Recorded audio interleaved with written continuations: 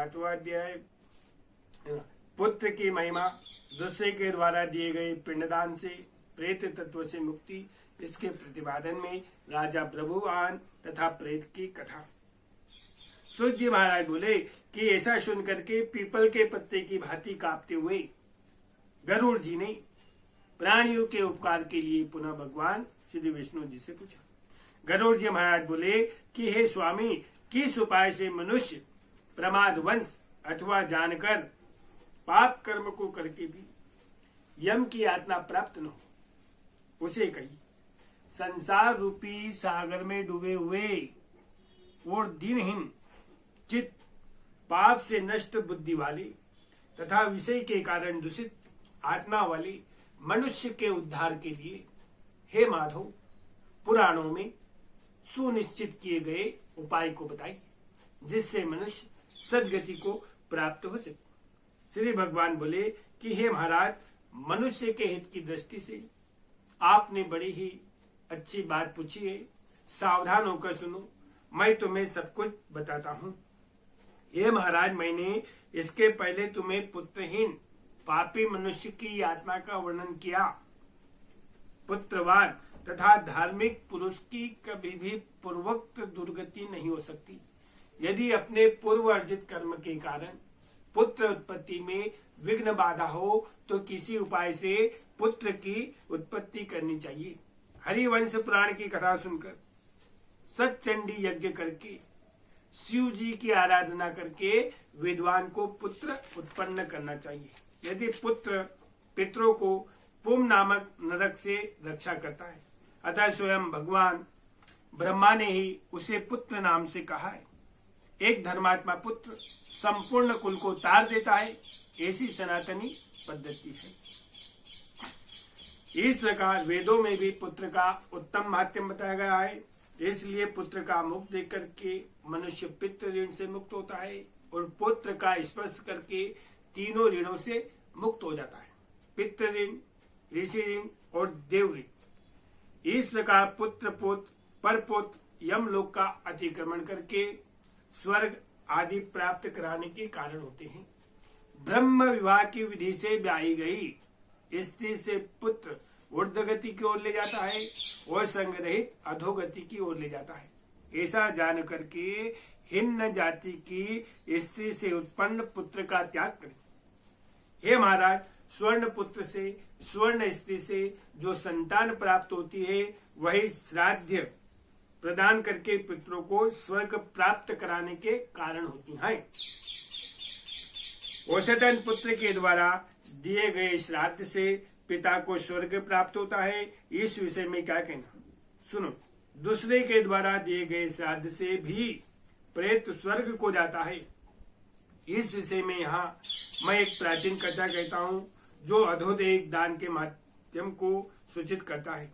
हे महाराज, पूर्व काल में त्रेता युग में महोदय नाम की महान रमणीय बलशाली राजा प्रभुवान राज्य करते थे। वह यज्ञ अनुष्ठान, दानियों में श्रेष्ठ, लक्ष्मी से संपन्न, ब्राह्मणों के भक्त तथा साधुओं पुरुषों के प्रति अनुराग रखने वाले, शील, आचार्य आदि गुणों से संपन्न थे।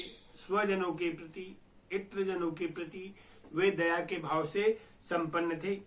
चैत्र धर्म पारायण राजा प्रभुवान औषधन पुत्र की भांति प्रजा का पालन किया करते थे और दंड देने योग्य अपराधियों को दंड दिया करते थे। वे महानुभाव किसी समय अपनी सेना के साथ नाना प्रकार के पक्षियों से गुंजित एक विशाल वन में प्रविष्ट हुए। उन्होंने वहां पर अनेक प्रकार के पशु पक्षियों को देखा। राजा ने दूर से एक हिरण को देखा। वो उसे देखते ही अपना बाण चला दिया। रुधिर से गिली हुई घास पर अंकित चिन्ह को देखकर राजा ने उसका पीछा किया। तब वह हिरण उस वन से दूसरे वन में जा पहुंचा और राजा भी दूसरे वन में चले गए। भूख और प्यास से सूखे हुए कंठ वाला तथा परिश्रम के संताप से पीड़ित राजा ने एक जलाशय के समीप पहुंचकर घोड़े के समेत उसमें स्नान किया तथा कमल की गंध से सुगंधित शीतल जल का पान किया तथा श्रम रहित राजा प्रभु वाहन जलाशय से बाहर निकलकर वृक्ष रूपी विशाल शाखाओं के कारण फैले हुए मधुर मनोहर शीतल छाया वाला पक्षियों के समूह से गुंजित एक विशाल वट वृक्ष देखा। वह वृक्ष संपूर्ण वन की महत्ती पताक की भांति था। राजा उसकी जड़ के पास जाकर बैठ गए। उसके बाद में राजा ने भूख और प्यास से पीड़ित सूखे हुए कंठ वाली, इंद्रियों वाली, ऊपर उठे हुए बाल वाली, अत्यंत मलिन एक भयवान प्रेत को देखा। उसके बाद राजा ने भूख और प्यास से व्याकुल, इंद्रियों वाली, ऊपर की ओर उठे हुए बाल वाले, अत्यंत मलिन, कुबड़े और मांस रहित एक भयवान प्रेत को देखा। उस विरक्त आकृति वाले भयवान प्रेत को देखकर प्रभुवान प्रसन्नित हो गए और प्रेत भी घने जंगल में आए हुए राजा को देखकर चकित हो गया और उत्सुक मन से उगल पड़ा कि हे महानुभाव, आप दर्शन मात्र से मेरा प्रेत तत्व नष्ट हो गया, मैं धन्य हो गया। राजा ने कहा कि हे कृष्ण वर्ण वाली तथा भयवान रूप वाले प्रेत, किस कर्म के प्रभाव से दिखने में तुम डरावने लगने वाले हो और बहुत ही अमंगलकारी यह प्रेत तत्व तुमने प्राप्त किया है। हे तात, अपने प्रेत तत्व का कारण बताओ। तुम कौन हो तथा किस दान से तुम्हारा प्रेत तत्व नष्ट होगा। प्रेत ने कहा कि हे श्रेष्ठ राजन, मैं प्रारंभ से आपको सब कुछ बताता हूँ। प्रेत तत्व का कारण सुनकर आप कृपा कर उसे दूर करने की दया कीजिए। वेदिस नाम का एक नगर था जो सभी प्रकार की संपत्तियों से संपन्न था, जनपदों से व्यापक था, अनेक प्रकार के रत्नों से परिपूर्ण था, धनियों के भवन, देव सदन, राज्य सदन से परिपूर्ण था, सुशोभित था, अनेक प्रकार के धर्म अनुष्ठान से युक्त था। हे तात, मैं वहां रहता हुआ नित्य देव पूजा किया करता था। आपको मालूम होना चाहिए कि मैं वैश्य जाति में उत्पन्न हुआ हूँ। मेरा नाम सुदेव है। मैंने हवन प्रदान करके देवताओं का तथा काव्य प्रदान करके मैंने पितरों का तर्पण किया। अनेक प्रकार के दानों से मैंने ब्राह्मणों को संतुष्ट किया था और अनेक बार दीनहीन, जरूरतमंद लोगों को अन्न और वस्त्र का मैंने दान भी किया। किंतु हे महाराज, मेरा सारा सत्कर्म निष्फल हो गया। जिस प्रकार मेरा सुकृत निष्फल हुआ है वह मैं तुमसे कहता हूँ। मुझे कोई संतान नहीं, मेरा कोई सगा नहीं, मेरे कोई बंधु बांधव नहीं और न ही कोई ऐसा मित्र था कि जो मेरी अधोदेहिक क्रिया करता। हे महाराज, मृत्यु के अंतर जिस व्यक्ति के उपदेश से 16 मासिक श्राद्ध नहीं किए जाते, सैकड़ों श्राद्ध करने पर भी उसका प्रेत तत्व नष्ट नहीं होता है। हे महाराज, आप मेरा अधोदेहिक कृत्य करके मेरा उद्धार कीजिए, क्योंकि राजा इस लोक में सभी वर्णों का बंधु कहा जाता है, इसलिए मेरा उद्धार कीजिए। मैं आपको मणि रत्न देता हूँ। यदि आप मेरा हित चाहते हैं तो जैसी मेरी सदगति हो सके और प्रेत योनि जैसी मेरी मुक्ति हो सके वैसा आप करें। इस मुक्ति हो सके, प्रेत योनि जैसी मुक्ति हो सके वैसा आप करें। भूख, प्यास आदि दुख के कारण यह प्रेत योनि मेरे लिए अत्यंत दुखदायी हो गई है। इस वन में सुंदर स्वाद वाला शीतल जल और फल विद्यमान है, फिर भी मैं भूख और प्यास से पीड़ित रहता हूँ। मुझे जल और फल की प्राप्ति नहीं हो पाती।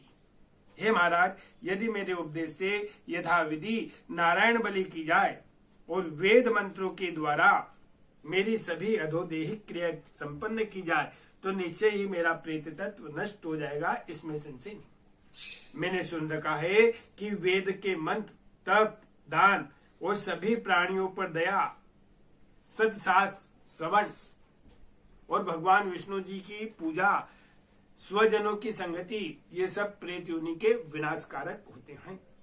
इसलिए मैं आपसे प्रेत तत्व को नष्ट होने वाली श्री विष्णु जी की पूजा को कहूंगा।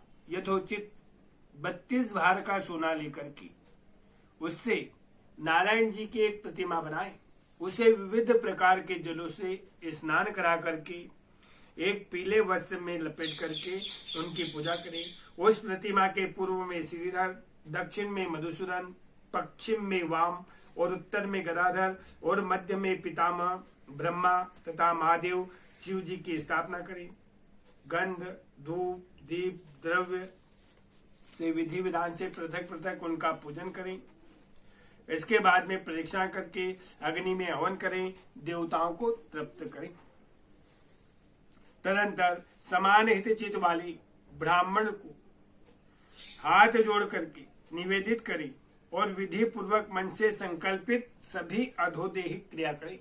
इसके बाद में किसी भी प्रकार का लोभ लालच नहीं करना चाहिए और शास्त्रोक्त विधि के अनुसार सभी शास्त्र श्राद्धों का तथा व्रतोव्रत करें।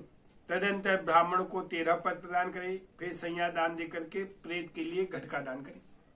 राजा ने कहा कि हे प्रेत, किस विधान से प्रेत घट का दान करना चाहिए और किस विधान से उसका निर्माण करना चाहिए, यह सब मुझे बताओ। सभी प्राणियों पर दया करने हेतु और प्रेत की मुक्ति दिलाने हेतु प्रेत घट के दान के विषय में मैं तुमसे कहता हूँ। प्रेत ने कहा कि हे महाराज, आपने ठीक पूछा है। जिस दान से प्रेत तत्व नहीं होता है उसे मैं तुमसे कहता हूँ, आप सुनो। प्रेत घट का दान सभी अमंगलों का विनाश करने वाला है और सभी लोकों में दुर्लभ है, दुर्गति को नष्ट करने वाला है। ब्रह्मा, शिव, विष्णु तथा लोकपाल से तपाए हुए सोने का एक घट बनाकर उसमें घी, दूध आदि से पूरा भर करके भक्ति पूर्वक प्रणाम करके ब्राह्मण को दान करे। इसके अतिरिक्त तुम्हें सैकड़ों दान करने की कोई आवश्यकता नहीं है। हे महाराज, उस घट के मध्य में ब्रह्मा, विष्णु तथा कल्याण करने वाले अविनाशी शिव शंकर जी की स्थापना करें और क्रमशः लोकपाल का हवन करके उनकी धूप, पुष्प, चंदन आदि से विधिवत पूजा करें और हिरणमय घट का दान करें। और हे महाराज, प्रेत तत्व की निर्वृत्ति के लिए सभी दानों में श्रेष्ठ और महापापों का नाश करने वाले इस घट दान को श्रद्धा पूर्वक अवश्य करना चाहिए। श्री भगवान ने कहा कि हे कश्यप पुत्र गरुड़, प्रेत के साथ इस प्रकार बातचीत हो गई कि तभी पीछे से राजा की सेना आई, हाथी घोड़े सहित आ गई। सेना के आने के बाद राजा ने महामणि देकर उन्हें प्रणाम करके पुनः अपने उद्धार के लिए अधोदेहिक क्रिया करने का प्रार्थना करके वह प्रेत अदृश्य हो गया। ये पक्षीराज, तदंतर उस वन से निकलकर राजा भी अपने नगर को चले गए और अपने नगर में पहुंचकर प्रेत के द्वारा बताए गए वचनों के अनुसार उसने विधि विधान से अधोदेहिक क्रिया का अनुष्ठान किया। उसके पुण्य से मुक्त होकर वह प्रेत स्वर्ग को चला गया। जब दूसरों के द्वारा दिए गए श्राद्ध से प्रेत स्वर्ग को चला गया तो पुत्र के द्वारा दिए गए श्राद्ध से पिता को सद्गति हो जाए। इसमें क्या आश्चर्य है। इस पुण्यप्रद इतिहास को जो सुनता है, जो सुनाता है, वे दोनों पाप से युक्त होने पर भी दुर्गति को नहीं प्राप्त, प्रेत तत्व को नहीं प्राप्त करती। इस प्रकार गरुड़ पुराण के अंतर्गत सरोद्वार में 7वां अध्याय। बोली श्री राधे कृष्ण भगवान की।